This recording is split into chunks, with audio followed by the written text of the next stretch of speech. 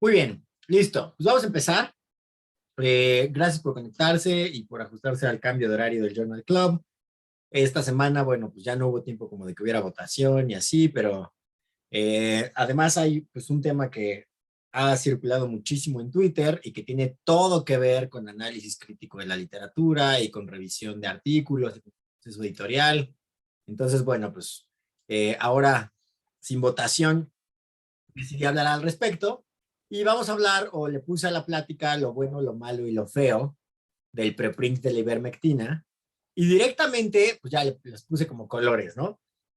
Primero, bueno, preprint. Los preprints nos caen muy bien, o sea, justo porque permiten procesos como todos los que se dieron en Twitter y en redes sociales ahorita. Es muy bueno que haya un preprint. O sea, eso es algo que definitivamente vale la pena como recalcar. Lo feo, bueno, pues ya vamos a ver por qué la ivermectina ya comparte el color con lo feo. Y al final, pues algo bonito para cerrar sin un trago amargo. Y bueno, pues vamos a empezar directo, ¿no? Eh, a ver, primero un poco de contexto. O sea, antes de entrar a lo bueno, a lo malo y a lo feo, un poco de contexto. Por ahí de marzo del 2020 se publicó en esta revista que la ivermectina inhibía o inhibe la replicación del SARS-CoV-2 in vitro. Entonces, esto por supuesto ganó mucho revuelo de forma inmediata porque, pues, o sea, hay que situarnos más o menos en febrero, marzo del 2020. Lo único que sabíamos es que la gente se ponía muy grave, no estábamos pero ni en pañales para soñar con tener una vacuna o con tener tratamientos.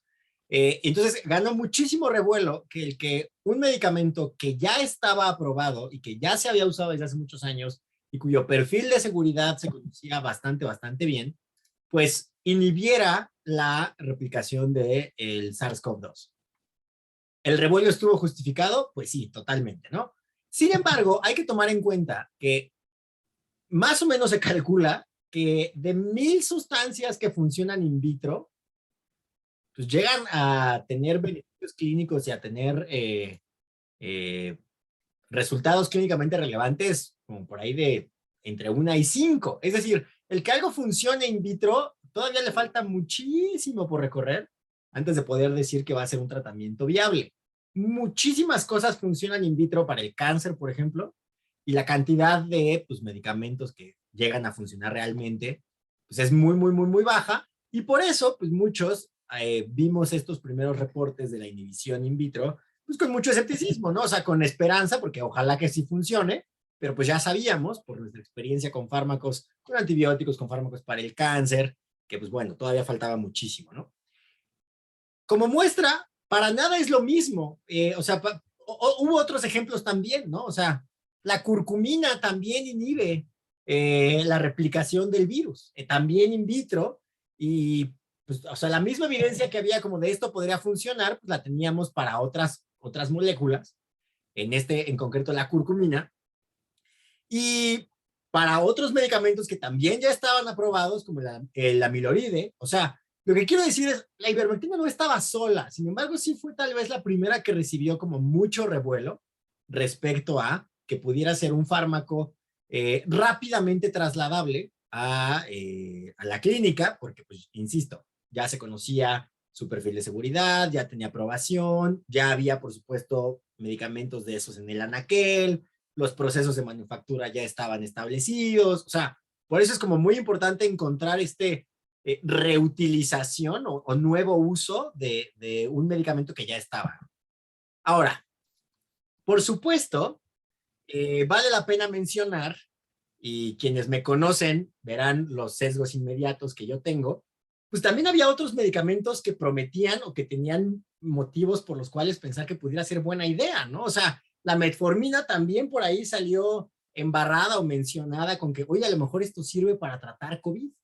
Y así salió la vitamina D y así salieron muchísimas otras moléculas que también se han estudiado, por supuesto, y que pues, simplemente a lo mejor solo no causaron tanto revuelo como la ivermectina, pero bueno, o sea, aquí podríamos decir, la idea de todos estos medicamentos era un poco la misma. O sea, tenemos una enfermedad para la que no hay un tratamiento, estaría súper bien encontrar algo que ya sepamos que es bueno, bonito, barato, seguro, viejo, porque no nos va a dar sorpresas, sin patente, con manufacturas ya establecidas, pues porque eso va a ser mucho más rápido de implementar, ¿no?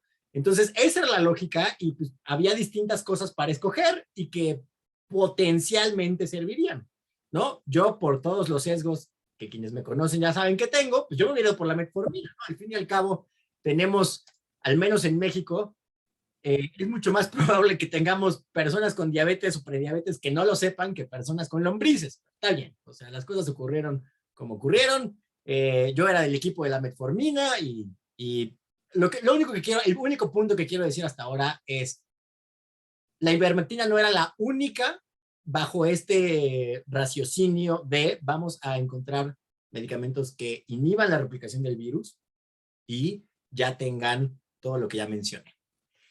En este contexto se sumó este metaanálisis que causó muchísimo revuelo, dirigido por el profesor Andrew Hill de la Universidad de Liverpool.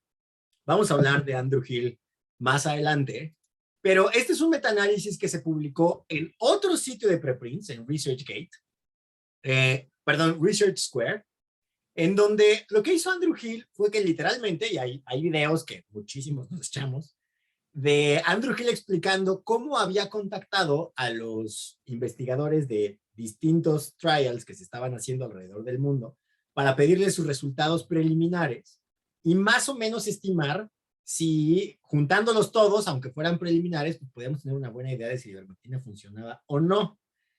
Y Andrew Hill pues, publicó lo que obtuvo. En su metaanálisis más o menos llegaron un poco más de 3,000 pacientes y parte de lo que a muchos no nos gustó desde el inicio de ese metaanálisis, pues es que básicamente era un metaanálisis hecho de rumores.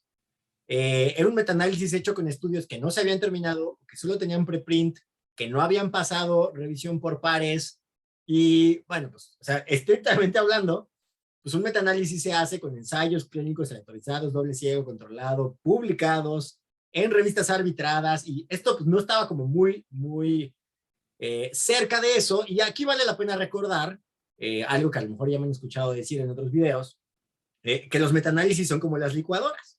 Un metaanálisis es una licuadora y nada más. Si ustedes a una licuadora echan tomates frescos, cilantro fresco, agua de manantial, sal de mar y unos chiles serranos frescos, pues les va a quedar una salsa de lujo. Si en su licuadora echan caca, mocos y pipí, pues les va a quedar algo asqueroso. O sea, nada mejora por entrar un metaanálisis. Un metaanálisis es tan bueno como los estudios que lo componen. Y los estudios que componían este metaanálisis dejaban mucho que desear. Por lo tanto, muchos no tomamos este metaanálisis como algo serio o como un argumento que fuera suficientemente valioso como para empezar a prescribir ivermectina. Y esto salió más o menos para que, aquí se me olvidó ponerles la fecha, noviembre, diciembre, ya se había empezado a circular ese metaanálisis. La ivermectina además agarró más revuelo porque fue rápidamente adoptada por este grupo, la FLCCC, que integraba varios intensivistas, sobre todo, dirigidos por otro intensivista bastante controversial, por Paul Marik.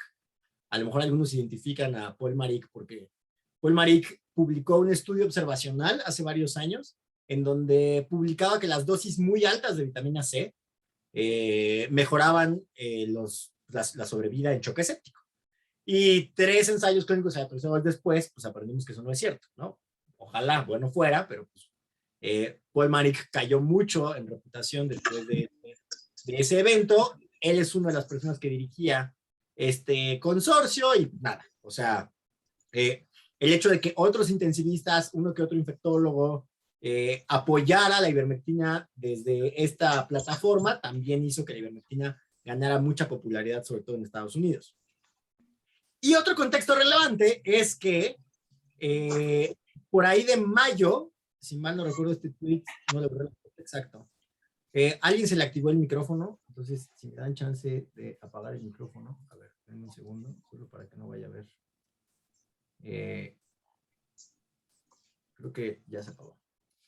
El 24 de mayo, el director de alguna forma de la institución que analiza y comunica datos de la Ciudad de México, anunció y en una conferencia, además, una conferencia televisada, este preprint que habían subido a un repositorio de preprints que se llama SOC Archive, luego vamos a hablar de eso, en donde se subía este artículo con un análisis cuyo código de análisis estaba en pues, la plataforma más famosa para subir código de análisis, GitHub. Los datos estaban en ese link que puso en ese mismo tweet y básicamente puso y celebró, es una gran noticia para poder validar una política pública que permitió reducir impactos en salud por COVID-19. Creo que gran parte de la controversia surge de que la postura de este paper desde un inicio y desde boca de sus autores era validar, subrayo validar, y afirmar que esta política había permitido reducir impactos en salud por COVID-19. Otra parte del contexto importante es que hace muy poquito, si mal no recuerdo, 4 de febrero, Juan Pablo Pardo Guerra publicó en la revista Nexos este artículo súper crítico del preprint que vamos a analizar. Y además fue con el chisme y le avisó pues al comité de este repositorio de preprints, a SOC Archive, que pues, estaba solicitando que retiraran de la plataforma de preprints el manuscrito por pues, todos los argumentos que desglosa en ese hilo de Twitter y en el artículo de Nexos. Ese es el contexto y vamos a empezar ahora sí con lo bueno. ¿Qué es bueno de este manuscrito? No hay un solo manuscrito que tenga todo bueno o que tenga todo malo, y creo que pues, hay que reconocer tanto unas como otras. ¿Qué es bueno? A ver, este preprint fue subido a SOC Archive el 24 de mayo del 2021. Voy a hacer énfasis en las fechas porque creo que eso también ayuda a analizar o a entender por qué ha recibido muchas críticas.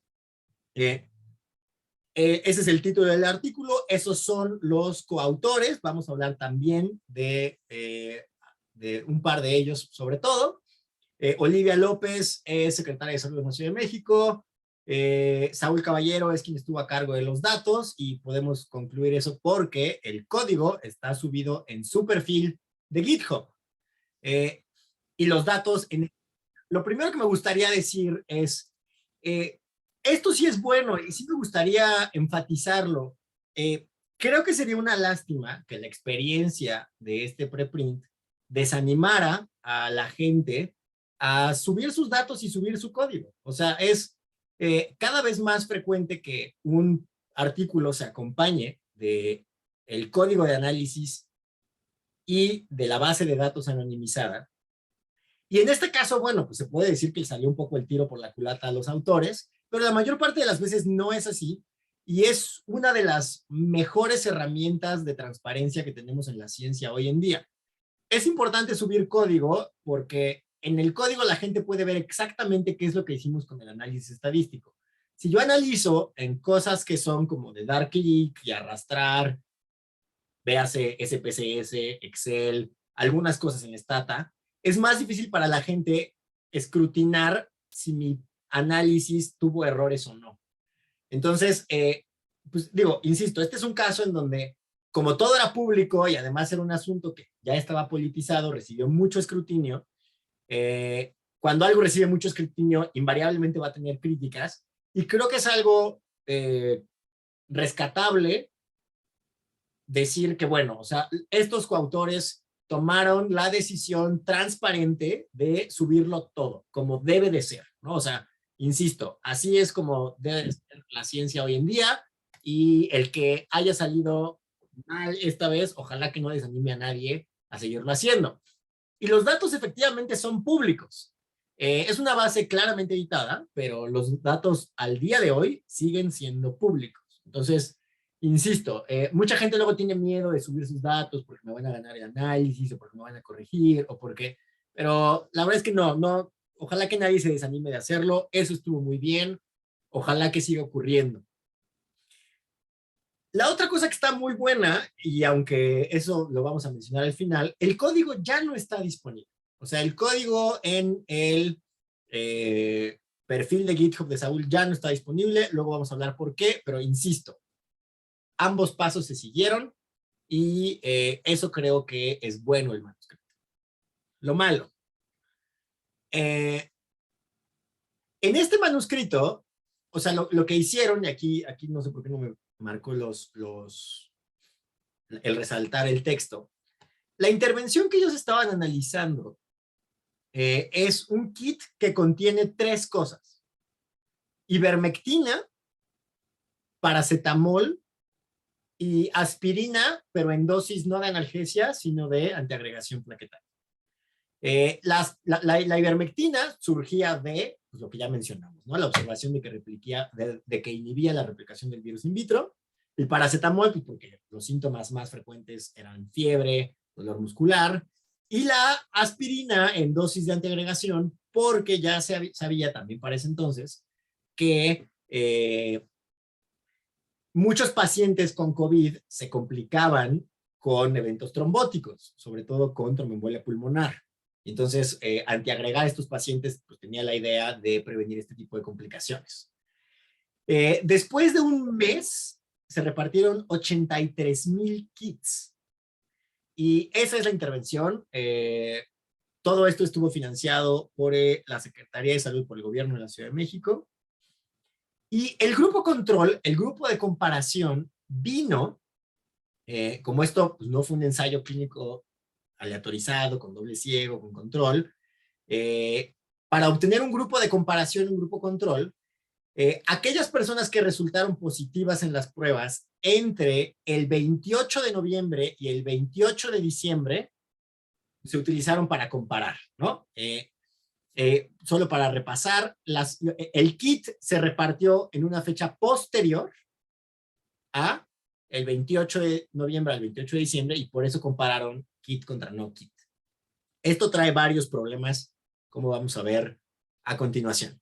Y bueno, a esta comparación, y ahí me voy a regresar un poco, es por lo que los autores denominaron su método como cuasi experimental. O sea, y este término también luego genera como mucha controversia, como que sí es un experimento, pero como que no, y eso también ha generado parte de la crítica. Eso cuasi experimental es, pues a unos recibieron, unos no, y vamos a ver cómo les fue.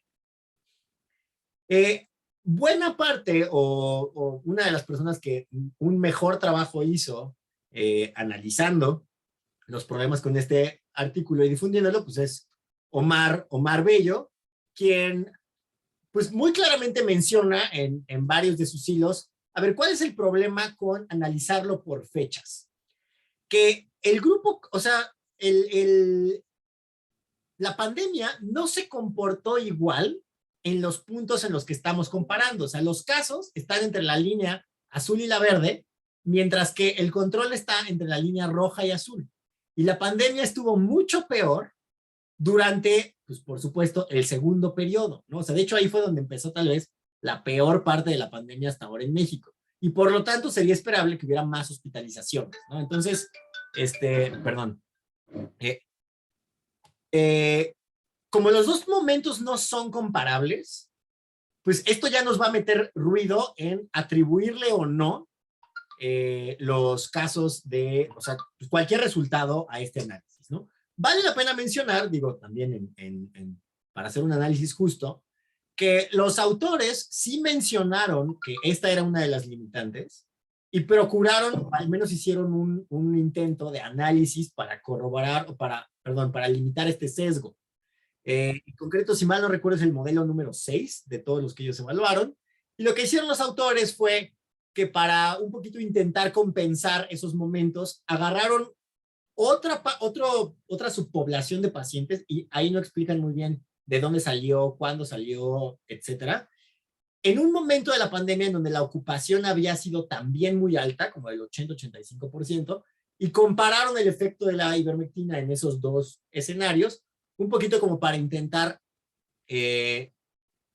limitar o ponderar esas diferencias, ¿no? O sea, si hay más casos, hay más hospitalizaciones, los hospitales se saturan más, y eso es como lo intentaron hacer. Pero vale la pena mencionar que el único efecto, o sea que hospitales más llenos no es la única consecuencia o la única diferencia entre esos dos periodos de comparación, ¿no? O sea, claramente es una epidemia mucho más activa, con una transmisión mucho más alta, además de que los hospitales también pueden estar más llenos, ¿no? Entonces, ese es uno de los problemas que los autores sí intentaron abordar, aunque tal vez pudiéramos decir que de forma no tan satisfactoria. Otro de las críticas que también menciona Omar y que aquí me gustaría enfatizar que es súper relevante, es que este método de alguna forma asume que la pandemia se comportó igual en toda la Ciudad de México. Y estamos seguros de que para nada fue así. O sea, en este mapa, el tamaño del circulito indica qué tan activa estuvo la pandemia y casos y complicaciones en distintas zonas de la Ciudad de México. La Ciudad de México pues tiene un espectro socioeconómico amplísimo. O sea, ya hay muchos artículos que han mencionado como la desigualdad económica es uno de los principales factores que influyen en los desenlaces por COVID, como con muchas otras enfermedades. Y este análisis asume que fue parejo, ¿no? Y la verdad es que siendo el gobierno de la Ciudad de México, pues queremos pensar que no era tan difícil estratificar el análisis por zona, ¿no? Y eso, sin duda alguna, hubiera sido útil. Otra de las críticas que aquí vale la pena mencionar es, y que no, esa hasta donde sé, Omar no la mencionó y no viene en el preprint, que por cierto ya bajaron, digo, si quieren se los paso, pero el preprint ya no está disponible, es que sí hay un cierto sesgo de selección por quién se iba a hacer muestras a los kioscos de la Ciudad de México. O sea, mucha gente que tenía facilidad y que por comodidad prefería irse a hacer una prueba en una farmacia privada o en un hospital o en un laboratorio pagado, pues bueno, también ahí tenemos un cierto sesgo sobre quiénes eran quienes accedían a esos kioscos. Una de las críticas más importantes que también menciona Omar en uno de sus hilos es cómo pues básicamente quitaron 44% de la muestra, principalmente porque había datos incompletos, lo cual hacía, pues no hacía analizable las comparaciones que tenían planeados los autores, pero esto hace que en los casos que eliminaron se incluyeran 959 hospitalizaciones. Y en los casos que sí se analizaron o que sí eran analizables, hay 729 hospitalizaciones. Es decir, se desecharon más hospitalizaciones de las que se pudieron analizar, lo cual, por supuesto, pues también le quita mucho pues, poder o idoneidad al análisis que se hizo. Y no me voy a meter mucho más digo, Omar en este caso se centró solo en uno de los modelos. El resto de los modelos tienen otras cosas que son criticables desde el punto de vista técnico, pero que no son el centro de este análisis. Y quien quisiera adentrarse más, pues les recomiendo mucho lo que ya mencionó Omar. Hay otras cosas que iré mencionando que creo que también son relevantes para el análisis. Ahora, pasando a lo feo. Lo feo es que esto salió muy caro. O sea, esto costó 1.5 millones de dólares. Que por supuesto salieron del erario y que, y digo, o sea, esto no es un análisis político, pero pudiéramos discutir si esto estuvo bien o mal, ¿no? El punto es que ciertamente distribuir 83,000 kits no fue barato. Entonces, ahora tenemos datos para creer que eso no fue el mejor uso de los recursos, sobre todo limitados en el contexto de la pandemia. Y bueno, pues parte de lo feo es que sí salió muy caro. Lo otro feo es que este metaanálisis de Andrew Hill, en el que principalmente se justifica en la introducción del preprint el manuscrito, fue retractado. O sea, sus mismos autores dijeron y decidieron, ellos solitos, no fue a diferencia de lo que ocurrió aquí, los autores dijeron, yo retracto mi paper, porque una vez que analizaron y que quitaron los ensayos clínicos que no valía la pena meter un metaanálisis, el efecto de la ivermectina desaparecía. Y entonces retiraron su artículo y por supuesto pudiéramos discutir, oye, si no estaba seguro si ese paper valía la pena o no, ¿para qué lo metes en un metaanálisis, no? Pero bueno, el punto está en que quienes estuvieron a cargo de esa publicación sí dijeron, no, teniendo ya datos completos, teniendo ya más datos que rumores, teniendo todo esto, ese paper va para atrás porque lo que habíamos reportado primero ya no se sostiene.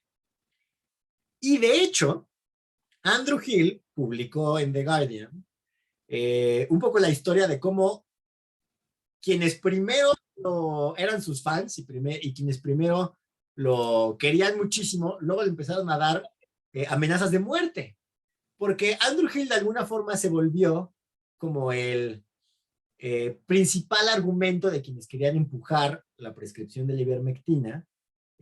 Su metaanálisis desde que era preprint, pero cuando se llegó a publicar por los semanas que se mantuvo publicado, pues era utilizado como uno de los argumentos para decir que eso tenía sentido, y como la ivermectina se politizó mucho, sobre todo en Estados Unidos, pues, o sea,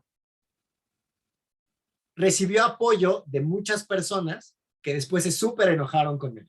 Personas que además, o sea, digo, independientemente del perfil sociodemográfico de quien suele estar en contra de ese tipo de medidas, muchos anti-vaxxers se enojaron muchísimo con Andrew Hill cuando subió a Twitter sus fotos de él vacunándose y subió a Twitter sus fotos apoyando las vacunas, ¿no? Y la evidencia que respaldaba las vacunas. Es decir, Andrew Hill estuvo a favor de la ivermectina, luego ya no, cuando tuvo mejores datos, y siempre estuvo a favor de las vacunas. Lo cual, a ver, o sea, se vale cambiar de opinión. Yo creo que se vale cambiar de opinión. Cuando tienes buenos datos, pudiéramos criticar si pudo haber hecho un mejor trabajo en minimizar el impacto de sus hallazgos iniciales, pero al final del día se retractó y apoyó lo que hasta ahora conocemos como la mejor intervención hasta el momento. Lo que pasa es que como por el empuje inicial en redes sociales del metaanálisis se rodeó de muchísimos anti-vaxxers, cuando sí se quiso vacunar, pues le llovieron hasta amenazas de muerte a él y a su familia, y eso pues también estuvo feo, definitivamente. ¿Qué otra cosa estuvo fea? Y que yo creo que es particularmente fea, la verdad.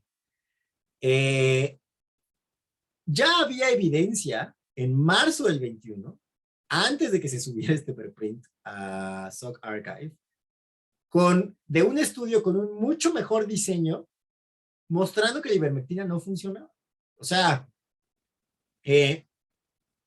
los mismos autores, no en el manuscrito, pero sí en redes sociales, pues reconocen que es un estudio, o más bien ellos, no es que reconozcan, hacen mucho énfasis en plantear que es un estudio observacional. Y sobre todo para cambiar nuestra práctica médica, pues el estándar de oro es un ensayo clínico aleatorizado, que sí existía o sea, desde ya meses antes de que buscaran subir este manuscrito. Entonces, o sea, no es como que no teníamos evidencia para ese entonces. Ya teníamos evidencia de un ensayo clínico que mostraba que no funcionaba.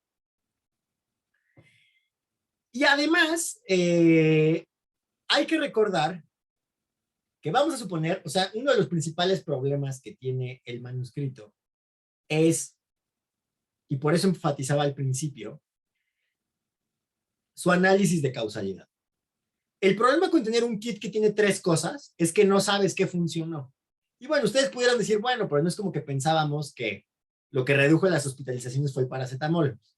Pero había dudas sobre la aspirina, por ejemplo. Y lo único que recibió como escaparate, o lo único que recibió atención, fue la ivermectina. Y había sospechas de la aspirina que el estudio más relevante de toda la pandemia, el Recovery, la analizó, la contempló como, hay que recordar que el Recovery consideró varios medicamentos, acitromicina también uno de ellos, por supuesto la dexametasona, que se volvió el estándar de tratamiento, y el Recovery dijo, la aspirina no sirve. Entonces, bueno, o sea, el problema de tener una intervención compleja es que no sabes qué funcionó. Entonces, decir que la ivermectina disminuyó hospitalizaciones o desenlaces en salud, pues ya es complicado desde ese escaparate, ¿no? ¿Qué otra cosa estuvo muy fea, y tal vez es lo que más hizo que esto se volviera un escándalo? Pues fue la postura, sobre todo, de uno de sus coautores. Parte del problema en mezclar política y ciencia es que luego es difícil identificar qué argumentos son políticos, qué argumentos son científicos, pero esta confusión no debería de existir. En este caso, uno de los argumentos que se utilizaron para defenderlo es, para empezar, la opinión de un premio Nobel, ¿no? Esto es un terrible argumento, o sea, por donde lo vean, esto es así, o sea, lógica argumentativa de la prepa. Esto es una falacia ad hominem. No porque un premio Nobel opine nada, algo se vuelve cierto o razonable. Linus Pauling creía que la vitamina C curaba el cáncer. Watson ha dicho cosas terribles sobre la raza negra y la genética. Kary Mullis es uno de los conspiracionistas de los retrovirales y del VIH más famosos. Todos ellos tienen premios Nobel. Y pues, no, el premio Nobel nunca ha inmunizado a nadie de equivocarse, ¿no? Entonces, eso para entrar, ya de entrada es un mal argumento. Otro mal argumento, y lo que también pues, tal vez es lo que hizo explotar el escándalo, al menos en Twitter, fue la carta con la que una vez que este repositorio de preprints bajó el artículo, pues contestaron, ¿no? Y entonces, o sea, los argumentos en contra no fueron científicos, fueron que la postura era colonialista, fueron que la postura era politizada, fueron que la postura se había dejado llevar por cosas totalmente ajenas al análisis del manuscrito. Y creo que esto no se sostiene, o sea, creo que las respuestas, o sea, creo que las posturas politizadas están justo del lado de los coautores y no del sitio, ¿no? Y entonces, o sea, no se vale ni apelar a las falacias de autoridad, ni apelar a argumentos políticos en algo que se había vuelto un debate académico, ¿no? Entonces, eso, o sea, eso también estuvo feo, porque el debate se salió totalmente de la arena en la que debería de ocurrir. Y tampoco es como que nos faltara, o sea, uno de los argumentos que más se han utilizado, o que más se usaron respecto a la ivermectina, en el contexto de la pandemia, era que era este uso como por compasión o uso desesperado o uso de último recurso, que sí es cierto que considera la Declaración de Helsinki y que, o sea, sobre el cual también ya se ha escrito mucho. Este es un artículo de trabajadores de la salud y de políticas públicas en Israel, donde justo proponen unos lineamientos sobre los cuales este uso compasivo de algunos sustancias o intervenciones debería de orientarse o guiarse, ¿no? Porque, o sea, tampoco es como no tenemos tratamiento, vamos a probar lo que sea, ¿no? O sea, tenemos que tener ciertas, si no reglas, sí directrices para, sí, o sea, si no vamos a acabar intentando el anticongelante, que bueno, hubo quien intentó detergente, ¿no? La historia del dióxido de cloro, pero a ver, o sea, si vamos a intentar por uso compasivo la ivermectina, pues ¿por qué no utilizaríamos el caldo de pollo de mi abuela? O sea, no tenemos, tampoco es inventar por inventar. Entonces, estas directrices son, uno, que no haya tratamientos, que no existan tratamientos efectivos. Y perdón, pero para mayo del 21 ya teníamos tratamientos efectivos. O sea, la Dexa ya había demostrado que era una maravilla. Dos, no es posible iniciar estudios clínicos de forma inmediata. Esto tampoco se cumple, porque ya había para marzo del 21 un ensayo clínico aleatorizado publicado. Entonces, esto tampoco se cumple. Los datos preliminares, al menos en estudios de laboratorio, deben de sugerir que esto es seguro y ya había riesgos o opiniones emitidas sobre que las dosis de ivermectina que se necesitaría tomar para alcanzar la concentración in vitro que inhibió la concentración, que inhibió la replicación del virus serían muy alto. Y esto, bueno, esto hay que mencionarlo, los coautores sí lo mencionan en su introducción. Entonces, como que se cumple, pero no. 4, las autoridades relevantes deberían de analizar y los comités de ética relevantes deberían de aprobar el uso nacional de estas intervenciones, ¿no? Además de pues, comités de ética institucionales. Esto no existió, ¿no? O sea, y es muy grave. Debería de ponderarse que los riesgos pues, y los recursos van a ser racionalmente usados. 29 millones de pesos, creo que tampoco, o sea, es un argumento para decir que ese punto no se cumple, y se debe de obtener, o sea, consentimiento informado. Y este es tal vez uno de los puntos que más que más se criticaron.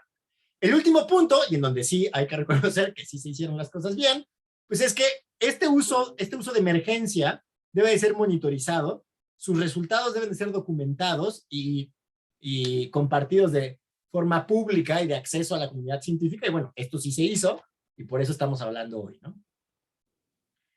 ¿Qué otra cosa está fea? Pues que la Secretaría de Salud de la Ciudad de México, además, le apostó doble, ¿no? Este, informaron el día que esto se hizo escándalo porque bajaron el manuscrito de la plataforma, publicaron este comunicado en donde las referencias que usan para apoyar pues la ivermectina son justo puros preprints, varios de los del paper de Andrew Hill que se retractan. Entonces, esto también estuvo feo, esto para nada estuvo bien. Y me gustaría dedicarle unos minutos a abrir conversación y a reflexionar sobre pues, todo lo que se puede aprender de esta experiencia, que creo que es bastante, de hecho. Uno, el uso y abuso de los repositorios de preprint. Probablemente ya me han escuchado decir, yo los amo, creo que son una maravilla, creo que tienen más ventajas que desventajas. El punto es que hay que saberlos usar. Vale la pena mencionar que esto es algo sin precedentes dentro de los repositorios de preprints. El mismo director de SOC Archive después comentó que nunca habían quitado un preprint. O sea, es la primera vez que bajan un preprint desde una plataforma de estas. Porque, pues por toda el relajo que se armó. Pero, o sea, a ver, el uso y abuso no es que los repositorios de preprint sean malos, es que hay que saberlos usar, como con cualquier otra cosa en la vida. Entonces, cuando esto se volvió un debate académico, Philip Cohen, quien es el director en jefe de esta plataforma, pues justo dice que, a ver, SOC Archive no es el lugar para discutir los méritos del artículo. Están acostumbrados, y esto vale la pena mencionarlo, o sea, producir datos de investigación de calidad es dificilísimo, es carísimo. No es raro encontrarse investigación que no cumpla los estándares que quisiéramos, pero eso no es criticable. O sea, lo criticable no es que la investigación sea mala. Lo criticable es tal vez que pues, repartas o que intentes justificar una política pública, o sea, que eso es justo con lo que cierra el tweet. O sea, lo que sí no se vale es intentar utilizar esa evidencia de mala calidad para justificar una política que pues, es por lo menos cuestionable, ¿no? O sea, ahí es donde dice que eso sí no y que por eso por primera vez bajaron algo. Y también menciona, digo, al final del día, creo que vale la pena escuchar su opinión sobre cómo se deberían de llevar los repositorios de preprints. Una de las primeras preguntas que surgieron cuando se subió ese manuscrito es, ¿por qué lo subieron a un preprint de ciencias sociales y no a un preprint de ciencias médicas? Entonces él explica que probablemente lo intentaron subir a medRxiv, pero medRxiv lo bateó. medRxiv es el repositorio más famoso de manuscritos médicos o biomédicos, justo pues porque medRxiv tiene una política muy estricta respecto a el IRB, el Institutional Review Board, de los artículos que involucren seres humanos, ¿no? Ellos aceptan salud pública y no siempre es evidente saber cuál es cuál, ¿no? Entonces, por eso, o sea, y de hecho reconoce, tal vez lo deberíamos de haber rechazado, está reconociendo el error inicial de la plataforma. Los preprints, no está mal usar preprints, está mal abusar de los preprints. Y lo mismo podríamos decir de los diseños cuasi experimentales. No es que esté mal tener o analizar algo como cuasi experimental. Lo que está mal es que cuando te convenga lo quieras usar como evidencia experimental y cuando te convenga lo quieras usar como análisis observacional, ¿no? Que es, creo, un poquito lo que han intentado hacer algunos de sus coautores. Otra de las cosas con las que se intentaron defender cuando se bajó el preprint es que se le cuestionó por no ser un experimento y que la recepción y el uso del kit fue voluntaria. Esto es problemático por dos cosas. Una tiene que ver con la causalidad. Incluso si no hubiera habido problemas de análisis, si todo hubiera estado validado por un comité de ética, incluso si todo eso hubiera estado bien, ni siquiera sabemos si la gente que recibió el kit lo usó, o si usó las dosis completas, o si simplemente lo recogió y llegó a su casa a compartir la ivermectina con todos los que estaban enfermos en su casa, o sea, no tenemos cómo saber que esa gente de verdad utilizó la intervención que el gobierno de la Ciudad de México repartió. Algo que sí, por supuesto, está controlado en un ensayo clínico controlado. Entonces, o está mucho mejor observado. La recepción y el uso del kit fue voluntario, sí. Eso no nos dice nada sobre si se utilizó o no. Eso le mete otro problema de análisis de causalidad.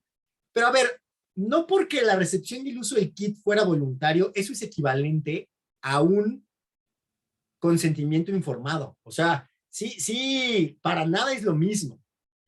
Aquí además se argumenta que el costo del análisis fue de cero. Bueno, a lo mejor el costo de que alguien lo analizara en R fue de cero, y eso difícilmente es cierto. Seguramente recibió un salario, pero a ver, repartir los kits fue de 83, costó 29 millones de pesos. Eso no es costo cero. Y y esto va a ser relevante para otros puntos que creo que vale la pena reflexionar. El hecho de que sea cuasi experimental, ¿justifica o no justifica que haya consentimiento informado? Yo me inclino a pensar que no, y esa es alguna de las críticas que han recibido, ¿no? A ver, tenemos ejemplos en esta pandemia de otros estudios observacionales buscando el repurposing de distintos medicamentos para tratar COVID que usaron consentimientos informados, analizados y validados por comités de ética, ¿no? O sea, si hay quien lo hizo, este estudio no lo hizo. Y pues no hay carta de aprobación, ¿no? Entonces, a ver, ¿es observacional? Pues sí, pero tampoco es tan observacional porque les dieron un kit con 3 sustancias. Entonces, esto es a lo que me refiero con que no se vale decir que es observacional cuando quieres justificar que no hay consentimientos informados, pero decir que es experimental cuando quieres decir que estás validando una política pública de salud, ¿no? O sea, no se vale cambiar de bando sobre si tu estudio es experimental o no, y eso también estuvo definitivamente feo. Una de las últimas cosas que tiene que ver con el consentimiento informado y con la declaración de conflicto de intereses es que justo se criticó que además de no haber consentimiento informado, no se declara en el manuscrito el conflicto de interés que hay por el que los coautores trabajaran en el gobierno de la Ciudad de México. Y uno de los argumentos con los que se intentó defender esto fue con que es pública la afiliación de los autores. Pero así como el que la recepción del kit sea voluntaria no es equivalente a un consentimiento informado, el poner tu afiliación no es equivalente a declarar tu conflicto de intereses. O sea, en investigación biomédica hay muchas formalidades respecto a ambas cosas, al consentimiento informado y a la declaración de conflicto de intereses, y no porque pongas el mail del lugar en el que trabajas, pues quiere decir que declaraste tu conflicto de interés, ¿no? O sea, eso tampoco es equivalente. Y bueno, pues otra vez el punto que ya habíamos mencionado. Algo adicional que valdrá la pena recalcar, que esa es otra de las cosas que he visto debatidas y que pues creo que sobre las cuales vale la pena reflexionar, es, a ver, esta no es una investigación que salió gratis. Definitivamente no lo es. Y quienes pues, nos hemos dedicado a investigar, aunque sea por poco tiempo, nos queda claro que si tú mandas un paper te dicen quién pagó, ¿no? No porque este haya sido dinero público quiere decir que nadie pagó. Esto no fue gratuito. Y entonces, así como se tendría que declarar, así como tienes que declarar si una farmacéutica te dio dinero o te dio los medicamentos para que hagas un estudio, pues probablemente tendrías que declarar si ese estudio se pagó con dinero del gobierno, ¿no? O sea, ese sí es un conflicto de intereses. Entonces, eso también es criticable y vale la pena reflexionar sobre si es deseable, digo, ahí no tengo una postura como muy clara, pero sobre si es deseable que quien se está dedicando al ejercicio público en este momento haga investigación con una política pública que a lo mejor nació sin la idea de ser un proyecto de investigación, pero que después se convierte claramente en uno. Y ciertamente, o sea, incluso si la respuesta es sí, sí se vale, sin duda alguna yo creo que sí se tendría que declarar como se declara cualquier otro funding de pues, una farmacéutica, por ejemplo. Ya para terminar y pues para abrir conversación, lo bonito, sí creo que hay bonito. Saúl Caballero, el coautor justo a cargo del análisis en R, porque pues, en su perfil de GitHub estaba el código, él sí se retractó.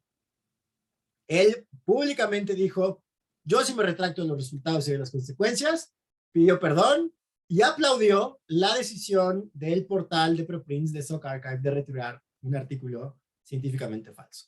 Creo que de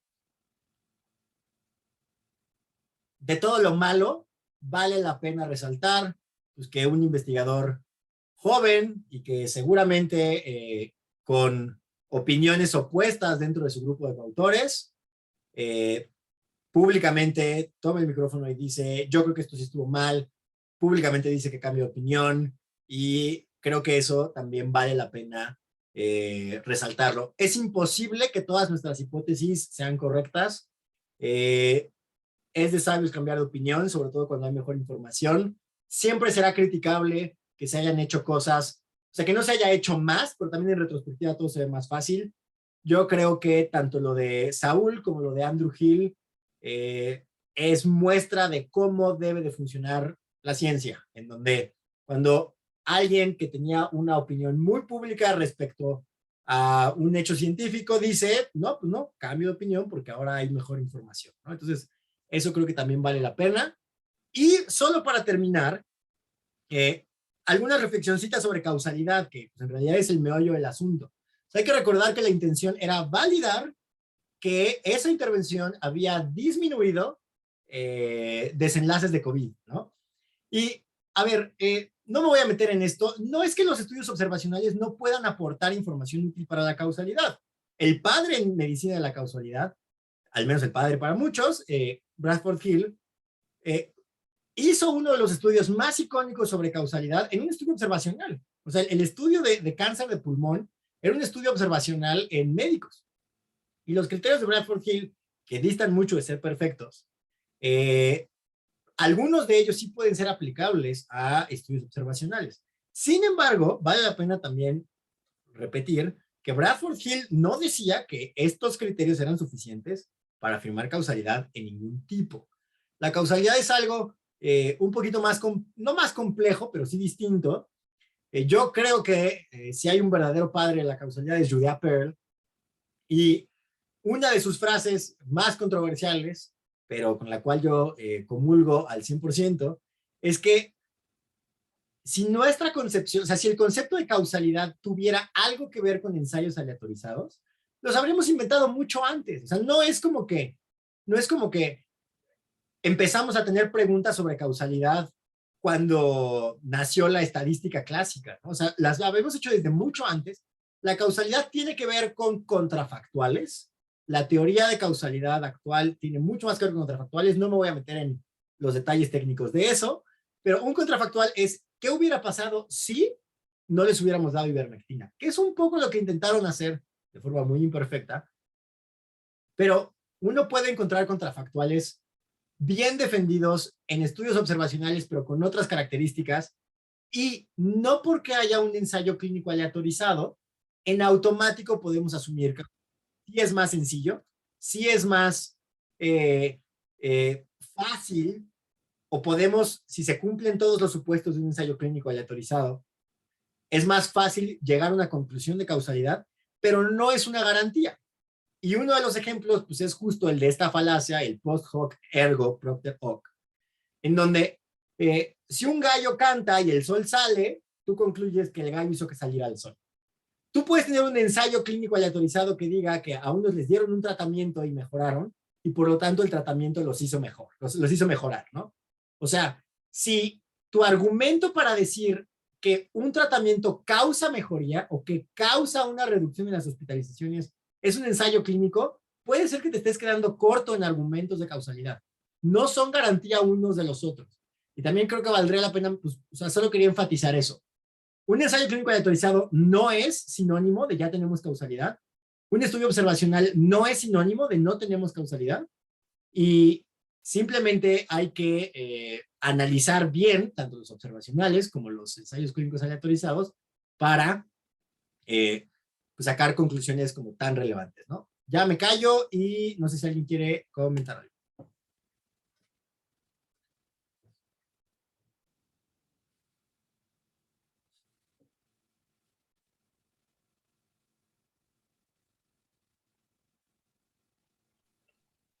Buenas noches, Adrián. Hola, hola. Pues nada más, para completar en la misma línea, el 24 de enero salió otro artículo parecido publicado por el Instituto Mexicano del Seguro Social, para Sí. completar la No, escena. claro. Entonces, esa es una, ¿no? Y la otra, eh, por eso es tan importante esta labor que tú estás haciendo desde tu posición como doctor, como tal, con formación en investigación, porque ciertamente estamos cargando el peso de muchos años de no poner atención en estos detalles, ¿no? Las escalas de evidencia, todas estas cuestiones se están cobrando la factura con esto de la pandemia. Y no solo es en esto, porque hubo bastantes intervenciones cuestionables, el plasma convaleciente, muchas cosas que al final no llegaron a más porque no se politizaron, pero vaya, si cuando se haga una retrospectiva de toda la pandemia, yo creo que se va a poder hasta escribir un libro. Y pues saludos. Seguro. No, muchas gracias. Gracias por mencionarlo además. El artículo que dice Israel es este. Híjole, este también tiene cosas para cortar. Son autores diferentes. Está en una revista arbitrada, solo que hay un claro conflicto de interés editorial, porque la revista arbitrada en la que está es la revista del Instituto Mexicano del Seguro Social, quienes también promovieron la repartición masiva de ivermectina y de acitromicina. Eh, nada, esto no es un preprint. En teoría, esto ya es un artículo publicado, arbitrado por pares, con problemas de análisis muy similares a los que ya mencionamos, ¿no? ¿Cuál es el problema? Que pues, mucha gente sabe y a veces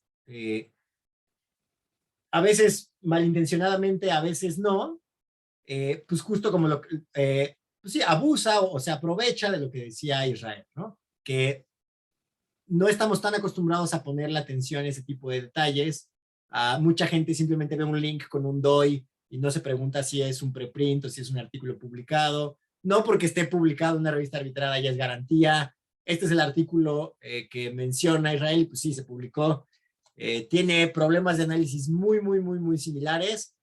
Tampoco es evidencia sólida como para recomendarlo. Y pues nada más, ¿no? Creo que eh, para mí uno de los argumentos más fuertes es para marzo ya teníamos ensayos clínicos autorizados que decían que no. ¿Cuál era la necesidad de empujar un estudio con una metodología mucho más limitada para intentar decir que sí, ¿no? José Manuel. Sí, hola, ¿cómo está, doctor? Un saludo, espero que se escuche bien. Pues primero que nada, felicitarlo, la verdad es que este tipo de ejercicios son interesantísimos. Tiene una capacidad de contar una historia fabulosa que es bastante interesante. Y bueno, también recalcar lo que hizo el doctor Bello en respecto al análisis, ¿no? Pero bueno, mi aportación va dirigida hacia dos cosas. Uno de ellos hacia el comportamiento social bueno, en redes sociales, la importancia digamos así, ahora sí que lo bueno y lo malo de Twitter, digamos. Y el otro sobre los fármacos y las tomas de decisiones frente a un paciente, ¿no? Y todo lo que eso implica. La primera de ellas que me gustaría desarrollar es que, bueno, Twitter ha sido una excelente herramienta para promover el análisis de todo esto. Por ahí yo he visto varios hilos muy interesantes. Twitter cada vez se observa más como una gran plataforma para, bueno, no sé si gran plataforma, pero como una plataforma para el análisis de los diferentes estudios, para criticarlos, para analizarlos. Y en lo personal que yo estoy haciendo mi maestría, pues me es muy educativo, ¿no? Sin embargo, lo que sí desacredito mucho, bueno, no desacreditar, sino criticar, es que ha habido un linchamiento social increíble, ¿no? Y eso también para nada es positivo, ¿no? Por ahí, hay muchos comentarios, muy subidos de tono. Se entiende que es una red social, pero por supuesto que la gente que se dice científica o que se dice tener alguna preparación, evidentemente ese tipo de comentarios subidos de tono contra los autores también está, por supuesto, negativo en Claro. totalidad, ¿no? Creo que Por un lado es... perdón. Sí, adelante, adelante. No, o sea, quería decir que estoy totalmente de acuerdo en que Twitter es una herramienta maravillosa, sobre todo como para mantenerse al tanto. Sí, creo que es sumamente irónico que por algún motivo la plataforma en la que más se discuten temas complejos como política y ciencia acabó siendo una plataforma en la que puedes escribir muy poquito, ¿no? Pero, o sea, creo que pues, tiene sus pros y sus contras y definitivamente hay que saberlo usar. De hecho, y ahorita le la mano, el doctor Juan Sierra es una de las mejores personas que pueden seguir en Twitter. Entonces, no se lo pierdan. ¿Y qué otra cosa ibas a decir, José, antes de darle la palabra al doctor Sierra? Sí, nada más una última situación con respecto a otros medicamentos que se quedaron aparentemente en el tintero, ya piridoxina, ¿no? Por ejemplo, un estudio clínico autorizado que se realizó en el Instituto de Ciencias Salvador Subirán, me parece, sí, no estoy 100% seguro, pero con resultados alentadores y con estadísticamente significativos, y que hoy en día, pues, bueno, no veo a nadie recetando o administrando o dando como tratamiento piridoxina, ¿no? Lo contradictorio, porque es un estudio mexicano, es un estudio clínico aleatorizado, realizado en México, un medicamento que posiblemente sea también económico, y bueno, a mí me causa muchísimo interés saber qué pasó con ese fármaco. O sea, Sigue en porque, revisión bueno, por pares. Sergio Iván Valdés, quien es el investigador principal en ese estudio, hasta donde yo sé, sigue en revisión por pares. Digo, ha batallado en encontrar publicación, pues justo por todos los sesgos que hay en contra de las investigaciones, pero, o sea, si uno compara la solidez metodológica de este preprint con el ensayo clínico de actualización de la piridoxina, pues, obviamente son como el día y la noche, ¿no? Entonces, muchos medicamentos claro. se quedaron, como dices, en el tintero. Al final del día, no es como que ya no hay tratamientos y tampoco es como que estamos desesperados por usar medicamentos como ivermectina, ¿no? El doctor Sí, Sierra, no sé si está por su micrófono. gracias. Gracias a ti, José Manuel. Sí, gracias. Sí, también me uno a felicitarte, Adrián, porque me gustó tu revisión de la historia y también me quiero también apoyar este comentario sobre pues, la virulencia, a veces el confundir cuestionamientos, pues que todos estamos acostumbrados a hacer en nuestra práctica. Pues con ataques personales y con insultos y descalificaciones que realmente pues denigran mucho el debate. Básicamente yo diría que hasta lo invalidan, ¿no? O sea, llega un momento en el que es, pues, ¿cómo le voy a hacer caso a esta persona que tendrá argumentos válidos, muy válidos, pero que por otro lado, pues lo único que está haciendo es haciendo ataques personales a la otra, digamos, al adversario, ¿no? Pues eso ha sido de las cosas más feas que he visto. Y la otra es la politización también. Pues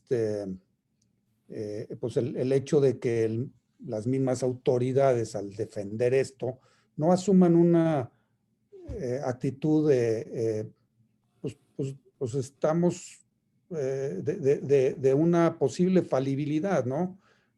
Todo la defensa se torna ahora en cuestiones de bandos políticos, ¿no? Y eso es extremadamente triste en mi punto de vista, porque pues acaba con la discusión. El momento en el que nuestros adversarios políticos son los que nos están atacando y por eso estamos mal, pues se acabó la discusión. No, sí, perdón. Y otro punto que quería hacer es, en el artículo del Archives, no sé si te fijaste tú en la tabla 1, ellos dicen que reduce la tasa de hospitalización, pero el riesgo de mortalidad en los que ya están hospitalizados es como de 2 veces más en los que recibieron la ivermectina. Ya estando hospitalizado, te aumenta el riesgo de mortalidad. Y eso no lo explican los autores. Entonces, No, sí. totalmente. Esa es una de las críticas que que también, o sea, hay muchas cosas y muchos resultados que se quedan sin explicación o sin mención. Ese es uno de los más importantes y yo se lo atribuyo a que, bueno, en el hospital era de todos los días, en quienes estábamos ahí, que los pacientes decidían ir a urgencias cuando ya había fallado la ivermectina, ¿no? O sea, era como, y entonces en más de un, o sea, no es que sea inocuo, no porque sea un medicamento con un perfil de seguridad conocido, quiere decir que es inocua su administración, porque muchísima gente, sin duda alguna me faltarían dedos en las manos, llegó muy tarde a urgencias porque se esperó a ver que la ivermectina le hiciera efecto. Entonces, tampoco, o sea, tampoco podemos decir que es una intervención sin efectos adversos, y yo a eso le atribuyo la observación que puntualmente es el doctor Sierra, que eso es lo que a mí me explica que quien ya llegó al hospital está más grave porque se tardó en llegar al hospital. Sí. Y otro punto que yo siempre he hecho con respecto a esto es que, porque la gente argumenta, pues es que es inocuo y es un placebo, la gente se le quita la angustia, le estás dando algo por hacer algo. A mí me parece que eso es intrínsecamente malo, porque tú como sistema de salud o como médico no puedes engañar a la gente. Tú le tienes que decir la verdad, tu obligación es decirle lo que se sabe y lo que le tienes que transmitir es, pues yo te puedo ayudar de esta forma o no. Y eso no lo estás haciendo cuando haces una intervención cuyo sustento científico es muy endeble, como es el caso, porque nadie les dijo a todas estas personas pues que no había un sustento científico. Lo que les dijeron es, tómate esto, porque esto es lo que yo pienso que te va a ayudar. Pues la gente confiada lo hace y está siendo literalmente engañada, ¿no? Y eso yo creo que a veces también se habla poco de eso, ¿no? No, Y finalmente, ahí totalmente, lo que yo recomendaría es, hay una serie de ensayos y de artículos muy interesantes sobre las éticas del placebo, o sea, los principios éticos del placebo, del profesor Jeremy Horwick de Oxford. Se ha dedicado toda su vida a investigar placebo y tiene recomendaciones muy puntuales de cuándo sí es ético y cuándo no. A recetar, por ejemplo, o sea, muchos colegas recetan vitaminas para el dolor o recetan como cosas que sabemos que a lo mejor funcionan, pero por placebo, y eso pues también tiene sus puntos éticos cuestionables, ¿no? Que yo creo que también mucha gente anduvo recetando ivermectina como ansiolítico, ¿no? Para que a ver si con eso se le baja la ansiedad y se siente mejor, al fin y al cabo no hace daño. Híjole, al fin y al cabo no hace daño, yo creo que tenemos por lo menos evidencia indirecta de que es cuestionable, ¿no? Moshe alzó la mano, ¿cómo estás, Moshe? Hola, buenas noches a todos. Creo que soy el único que no es médico aquí, pero igual, muy interesante la plática. Muchas gracias, Adrián, por explicarnos todo esto. Mi pregunta, y quisiera profundizar un poco más sobre el tema del conflicto de interés. Tú mencionaste el tema del dinero, pero muchos en Twitter también decían que está el tema de que tú si te autoevalúas en una política pública que el mismo gobierno implementó, pues tienes menos incentivos a publicarlos si los resultados no te dan la razón. Entonces me gustaría conocer tu opinión en este tema de la autoevaluación. Y tú, por ejemplo, que trabajas en un hospital, ¿cómo ves este tipo de conflictos de interés cuando un estudio, digamos, pues no te da la razón y, digamos, puede afectar tu prestigio, etcétera? ¿Cómo resuelves ese tipo de conflictos de interés? Muchas gracias. No, gracias a ti, Moshe. Yo creo que hay dos cosas bien importantes que resaltar ahí. Uno, la verdad es que yo creo que el gobierno de la Ciudad de México lo hizo muy bien en cuanto a pues, abrir los datos y abrir el código, y eso de alguna forma abrió el debate. O sea, eso de verdad, ojalá que nadie se desanime de tener ese nivel de transparencia, porque esta experiencia a lo mejor fue medio adversa. Pero, a ver, si ya te vas a exponer al debate, si ya vas a abrir tus datos, si vas a abrir tu código, pues sí tienes que tener un poco de actitud autocrítica de a lo mejor los datos no me dan la razón. O sea, tienes que esperar que pudiera ser, o sea, en una actitud científica, que los datos no le den la razón a tu hipótesis. Y por un lado, como que sí hicieron la mitad del camino, que es transparentarlo, pero por otro lado, sí creo que a algunos de los coautores les ha faltado autocrítica, ¿no?